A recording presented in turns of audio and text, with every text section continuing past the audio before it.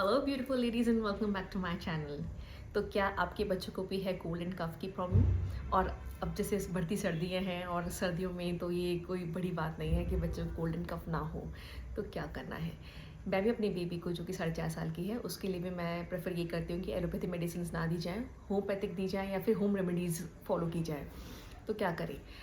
मैं आज आई हूँ 2 ऐसी मेडिसिन के साथ जो कि होम्योपैथिक की ड्रॉप्स हैं बेसिकली। एक है कफ ड्रॉप जो कि है B33,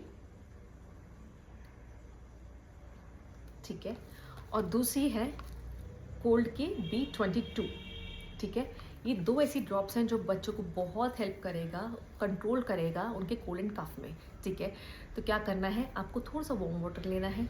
अगर उन्हें कोल्ड है तो B22 का यूज़ करना है। B22 आपको जो है उसमें 10 ड्रॉप्स इसकी डालनी है पानी के अंदर, थोड़े से पानी के अंदर, ठीक है। 10 ड्रॉप्स डाल के बच्चे को पिलाना है एवरी 2 आवर्स, ठीक है। हर 2 घंटे में पिलाएंगे तो बच्चे के जो कोल्ड है बिल्कुल ख़त्म हो जाएगा। और सेम विथ कफ़, अगर कफ़ की प्रॉब्लम है तो उसको भी वार्म वाटर लेना है थोड़ा सा, उसमें 10 ड्रॉप्स जो है आपको डालनी है इस दवाई की B33 की।